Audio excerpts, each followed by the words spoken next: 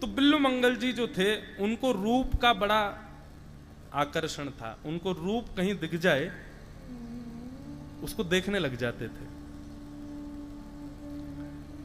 एक बार मार्ग से जा रहे थे और एक सुंदर युवती नदी में जल भर रही थी। बिल्लू मंगल जी की एक दृष्टि उसके ऊपर पड़ी और बिल्लू मंगल जी उसके पास जाकर के बैठ गए और उसको निहारने लगे। एक वैष्णव वेश में देख करके कन्या ने प्रणाम किया, पर उनकी चित्तवृत्ति तो उसके रूप में ही आसक्त हो गई। थोड़ी सी बेचारी असहज हो गई, असहज होकर के उठ के वहां से जाने लगी। बिल्लू मंगल उसके पीछे पीछे जाने लगे। उसने पीछे देखा, बोले कि तो पीछे ही आ रहे हैं। चलती चली गई, अपने घर में पहुंची, तुरंत दौड़ के भीतर गई और अपने पति से जाकर के कहा, कोई संत भेष में है, पर भेष ही संत का है, रूप तो नजर तो बड़ी खराब है, मेरे को तो ऐसे देख रहे हैं, मुझे अच्छा नहीं लग रहा है। पति ने कहा, देखो यदि संत होगा, वैष्णव होगा तो संभल जाएगा, और यदि वैष्णव नहीं होगा तो अपने पद से गिर जाएगा। द्वार खोल करके बिल्लू मंगल जी को भीतर बुलाया। पत्नी बोली, क्या कर रहे हो, कैसे पति हो आप हैं? वो मेरे को देख रहा है, आप उसको घर में बुला रहे हो। बोले तुम बैठो। बिल्लू मंगल जी को घर में बुलाया, आकर के बैठ गए, आसपास देखने लगे कहां है वो युवती, सुंदर रूप जिसका था। अंदर जाकर के पति ने बिल्लू मंगल जी से पूछा, महाराज जी प्रसाद पाएंगे? बोले हाँ बिल्कुल पाएंगे, तुम्हारी पत्नी बनाएगी तो पाएंगे। हाँ वही बनाएगी महाराज जी, आप आज्ञा करो, पाएंगे? बोले जी पाएंगे। पत्नी से जाकर बढ़िया सुंदर भोजन बनाओ, महाराज जी पधारे हैं। पत्नी की तो आंखें चढ़ी हुई थी। बोले कैसे पति हो तुम, तुमसे आके शिकायत की, तुम क्या कर रहे हो? बोले बस तुम करो, हम कुछ देखना चाहते हैं। भोजन प्रसाद सिद्ध करके एक थाल में सजा करके ले जाने लगी। पति ने कहा, ऐसे नहीं, श्रृंगार करके जाओ। बोले श्रृंगार करके जाओ मतलब? बोले करो तो सही एक बार, मुझे देखना है कुछ। श्रृंगार करके वो युवती थाल लेकर के गई, बिल्लू मंगल जी के सामने चौकी पर पधरा दिया।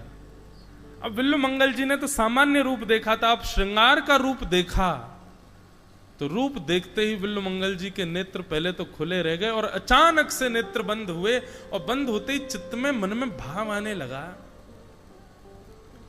एक सामान्य सांसारिक कन्या, उसका रूप लावण्य देख करके मैं इतना आसक्त हो गया कि उसके पीछे पीछे उसके घर तक चला आया।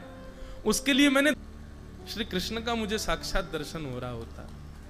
एक सामान्य स्वभाव चित्त में आया कि एक सामान्य संसारी व्यक्ति के लिए हम इतना कर देते हैं, इतने सब कुछ भावों का त्याग, इतने नियमों का त्याग कर लेते हैं।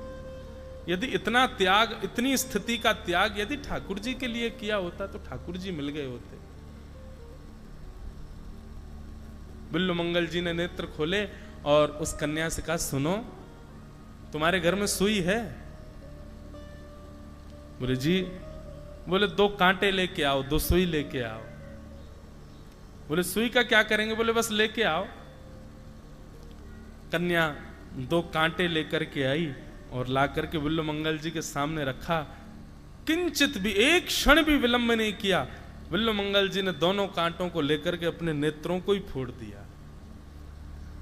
बोले जो नेत्र संसार के रूप को देखने के आसक्त हो गए, अधीन हो गए, ये जीवित रहने के अधिकारी नहीं है। अक्षणवतां फलमिदं न परम विदाम। वेणुगीत के प्रथम श्लोक में गोपियां कहती हैं, हमको आंख मिली है तो इन आंखों को मिलने का साफल्य क्या है, इन आंखों को मिलने का लाभ क्या है। किसी ने आपको चांदी का लोटा दिया तो उस चांदी के लोटे का लाभ क्या? उसमें दूध पियो, उसमें अमरस पियो, उसमें जल पियो, उसमें साधन डाल के उसका उपयोग करो। किसी ने आपको सुंदर चांदी की थाली दी, उसमें प्रसाद पाओ। किसी ने आपको सुंदर गहना दिया, पहन करके गले में घूमो। वस्तु मिलने पर उसका उपयोग किया जाता है ना। नेत्र मिलने का हमने क्या उपयोग किया? हमने नेत्र मिलने का ऐसा उपयोग किया कि चांदी का कटोरा मिला, चांदी का पात्र मिला, हम उसमें मट्टी धर के बैठे हैं। ऐसा ही हमने और आप सबने इन नेत्रों के मिलने के बाद किया है। इन नेत्रों से केवल और केवल सांसारिक वस्तुओं का दर्शन किया है। गोपियां वेणु गीत में कहती हैं, आंख मिलने पर यदि इन आंखों से कभी बरहा पीड़म नटवर वपुः कर्णयो कर्णकारम विभ्रदवासः कनक कपिसं वैजयंतीं चमालाम रंध्रान वेणो अधर सुधया पूरयन गोप वृंदै वृंदारण्यम स्वपदरमणम प्राविशद गीत कीर्ति। ऐसे श्याम सुंदर का यदि आपने दर्शन नहीं किया तो आपने नेत्र पाकर के भी उन नेत्रों का पूर्ण उपयोग नहीं किया है। नेत्र मिलने का साफल्य केवल और केवल ठाकुर जी के उस मधुर स्वरूप का दर्शन करना। भीष्म पितामह अपनी स्तुति में कहते हैं, ललित गति विलास वल्गुहास प्रणय निरीक्षण कल्पितो रुमान कृतमनुकृतवत्य उन्मदान्ध प्रगति मगन किलयस्य गोपवत्व। पुष्पताग्रा छंद, भीष्म स्तुति। भीष्म पितामह कहते हैं, नाथ मैंने आपके सारे दर्शन किए। भगवान बोले कौन सा किया? बोले सुदर्शन चक्र में दर्शन किया है, शंख चक्र गदा पद्म चतुर्भुज रूप में दर्शन किया है, द्वारिकाधीश के रूप में दर्शन किया है, और तो और मैंने अर्जुन के सारथी के रूप में दर्शन किया है। वही चतुर्भुज नारायण का मैंने एक घोड़े के चाबुक को खींचते हुए दर्शन किया है। वही जगत नियंता जगदाधार को मैंने घोड़ों के पैरों से उड़ने वाली धूल में संलिप्त दर्शन किया है। मैंने आपके सारे रूपों का दर्शन किया है। भगवान बोले अच्छा, परंतु अब एक रूप के दर्शन की अभिलाषा है। कौन सा? बोले ललित गति विलास वल्गुहास। बोले आपकी जो ये ललित गति है, जब आप ललित गति से चलते हो, टेढ़ी मेढ़ी चाल जब चलते हो। महाराज जी, हमारे पूज्य नाना जी पंडित श्री कृष्णलाल शास्त्री जी, हमारे पूज्य पिताजी महाराज, पूज्य नाना जी, इन दो की कृपा से हमको व्यासपीठ मिली। तो हमारे पूज्य नाना जी ब्रज साहित्य के बड़े अच्छे विद्वान थे, वैयाकरणी भी थे, ब्रज साहित्य उनका बड़ा आनंदमय था। वे वर्णन करते थे, बोले लाला, ब्रज भाषा में बोलते थे, बोले लाला तो पतो लाला हमारो श्याम सुंदर टेढ़ी मेढ़ी चाल काई को चले। मैंने कि नाना जी काई को चले? तो बोले बड़े भाव हैं, लेकिन वाके पीछे एक भाव जे और है। मैंने कि कहा है? बोले ठाकुर जी को अवतार, ब्रजभाषा समझ में आ रही है? सबको आ रही ना? पर हमको मराठी नहीं आएगी तो कहीं हमसे मराठी मत बोलना, हमको तो ब्रजभाषा हिंदी आती। तो हमारे नाना जी बताते, बोले लाला टेढ़ी मेढ़ी चाल काई को चले हमारो कन्हैया। बोले ठाकुर जी का अवतार अनेक कारणों से होता है, पर उसमें एक कारण यह होता है कि लाला ठाकुर जी के दो पत्नी हैं, श्रीदेवी और भूदेवी। श्रीदेवी यानी लक्ष्मी, भूदेवी यानी पृथ्वी। ठाकुर जी पृथ्वी को सुख देने के लिए, पृथ्वी को मिलन करने के लिए ठाकुर जी अवतार धारण करते हैं। अब बोले श्याम सुंदर जब चलते हैं तब उनके आगे पीछे गैया चलती हैं, और गैया जब चलती हैं तो ऐसे, ये आजकल जैसे रोड तो थे नहीं तब जब ठाकुर जी चलते, ठाकुर जी तो धूल में चलते थे। तो जब आगे पीछे गैया चलती थी तो गैयाओं के खुरों से पृथ्वी में गड्ढे हो जाते थे, और उन गड्ढान को जब ठाकुर जी देखते तो ठाकुर जी के चित्त में एक प्रेम उमड़ आता अपनी दूसरी पत्नी भूदेवी के प्रति, कि अरे देखो ये गैयान के खुरन सो पृथ्वी में गड्ढे है गए, या को पीड़ा है रही होगी। तो ठाकुर जी ने भूदेवी से पूछी कि अरे भूदेवी तेरी पीड़ा कैसे दूर होवेगी? तब भूदेवी ने कही कि ठाकुर जी पीड़ा तो कहां तक कहें, ये सब संसार के लोग मुंह पे चले, पीड़ा तो मुंह को हेती रहे, अब तो मैं आदि है गई हूं। ठाकुर जी बोले नहीं नहीं, हमारो जन्म भयो, हम तेरी पीड़ा को निवारण करेंगे, तू बता तेरी पीड़ा कैसे दूर होगी। तब भूदेवी कहती है, ठाकुर जी यदि आपके निरावृत चरणों का स्पर्श मेरे किसी भी इस प्रकार के सूक्ष्म भाव को प्राप्त होगा तो मेरी पीड़ा दूर हो जाएगी। इसीलिए वृंदावन में ठाकुर जी ने पादुका नहीं, पदत्राण धारण नहीं किए अपने चरणों में। अब ठाकुर जी जब चलते हैं तो नीचे दृष्टिपूतम निषेध पादम, अपनी दृष्टि से नीचे देखते हुए चलते हैं, और जहां जहां ठाकुर जी को गड्ढे दिखाई देते हैं वहां वहां ठाकुर जी चरण रखते हैं। अब एक गड्ढा यहाँ पे, दूसरा गड्ढा वहां है तो ठाकुर जी वहीं चलते हैं, तीसरा गड्ढा वहां तो वहां जाते हैं, चौथा। तो इस प्रकार ठाकुर जी चलते हैं। दूर से देखने वालों को दिखता है ललित गति विलास वल्गुहास। ठाकुर जी को नाम ही धर दियो बांके बिहारी। बांके मतलब टेढ़े मेढ़े बिहारी। वो टेढ़े मेढ़े है नहीं, भूदेवी को सुख देने के लिए टेढ़े मेढ़े हो रहे हैं।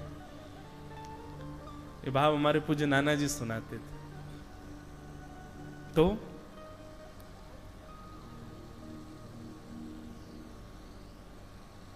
किस भाव से प्रारंभ किया था हमने? आंख मिलने पर, हाँ, बिल्लू मंगल। तो बिल्लू मंगल ने अपने नेत्र फोड़ लिए दोनों। जिन नेत्रों ने कभी श्याम सुंदर को नहीं देखा, ऐसी ललित गति चलने वाले श्याम सुंदर को नहीं देखा, ऐसी सुंदर पीतांबरी। अभी महाराज जी यहां कथा अभी प्रारंभ हुई, इससे पहले 3 दिन का सत्र था जयपुर में वेणु गीत के ऊपर ही। और महाराज जी कथा होती थी सुबह 5:15 बजे से, 5:15 बजे से 7:30 बजे तक कथा का क्रम होता था। इतना आनंद आता था, इतना सुख वेणु गीत में।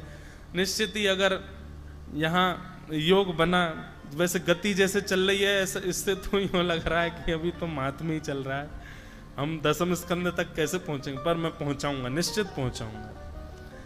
और जब वेणु गीत आएगा, बहुत सुंदर है वेणु गीत। गोपी गीत का व्याख्यान सब सुनते हैं, गोपी गीत सब गाते हैं, पर हम दत्त भगवान के चरणों में गोपियों के द्वारा गाए गए 4 गीत हैं। वेणु गीत, गोपी गीत, युगल गीत और प्रणय गीत। इनमें से 3 गीत उनकी व्याख्या हम विशेष करेंगे, वेणु गीत, युगल गीत और प्रणय गीत। बहुत सुंदर है। प्रेम की एक अद्भुत पराकाष्ठा गोपियों के द्वारा।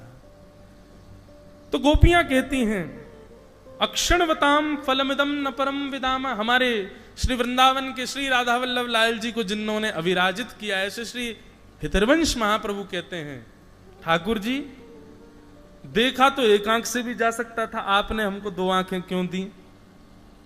आपने हमको 2 नेत्र क्यों प्रदान किए? श्री हितरवंश महाप्रभु गाते हैं, नव दुलहे ब्रजराज सावरो, नव दुलहे ब्रजराज सावरो, नव दुलहे ब्रजराज सावरो, नव दुलहे ब्रजराज सावरो, दुल्हन राधा गोरी, दुल्हन राधा गोरी, दुल्हन राधा गोरी, दुल्हन राधा गोरी, बसो मोरे नैनन में यह जोड़ी, बसो मोरे नैनन में यह जोड़ी। महाप्रभु जी कहते हैं, ठाकुर जी आपने हमको एक ही आंख दे देते, एक से काम चल जाता, इतनी मेहनत क्यों करी, 2 आंख क्यों दी? तब हमारे वृंदावन रस के भाव से श्री हितरवंश महाप्रभु कहते हैं, ओहो अब समझ आया आपने 2 आंखें क्यों दी हैं। बोले ताकि एक आंख में नव दुल्हे ब्रजराज सांवरो, एक आंख में सांवरो विराजमान होएगो, और दूसरे नेत्रन में हमारी श्री जी श्यामाजू श्री राधिका रानी विराजमान होंगी। ये 2 नेत्र आपने हमारे दिए ताकि दोनों युगल इनमें विराजमान रह सके। इन नेत्रों को पाने का साफल्य बंधुओं और कुछ नहीं है। इन नेत्रों से संसार देखना, संसार के विषय देखना, संसार की भोग वस्तु देखना, संसार के प्राणियों को देखना, संसार के सौंदर्य को देखना, इन नेत्रों का कर्म नहीं है। किनको देखना है? नव दुल्हे ब्रज राज सावरो, नव दुल्हे ब्रज राज सावरो, दुल्हन राधा गोरी, दुल्हन राधा गोरी, बसो मोरे नैनन में यह जोड़ी, बसो मेरे नैनन में यह जोड़ी। हित हरिवंश करी न्योछावर, हरिवंश करी न्योछावर, हित हरिवंश करी न्योछावर, हित हरिवंश करी न्योछावर। चिरजियो यह जोरी, चिरजियो यह जोड़ी, बसो मोरे नैनन में यह जोड़ी, बसो मोरे नैनन में यह जोड़ी। बसो मोरे नैनन में यह जोड़ी। बसो मोरे नैनन में यह जोड़ी। तो नेत्रों को पाने का साफल्य क्या है? कभी श्री दत्त भगवान सचल रूप में हमको दिख जाएं तब समझो नेत्रों को पाया है। कभी त्र्यंबकेश्वर भगवान सचल रूप में दर्शन दे दें तब समझो नेत्रों को पाने का साफल्य हुआ है। कभी सचल स्वरूप में हमारे प्यारे गिरधर लाल जी का साक्षात्कार हो जाए तो समझो नेत्रों को पाने का साफल्य हुआ है। अन्यथा अगर इन नेत्रों से केवल उनको नहीं देखा बाकी सबको देख लिया तो फिर नेत्र पाकर के आपने उनका पूर्ण उपयोग जो होना चाहिए वो नहीं किया है।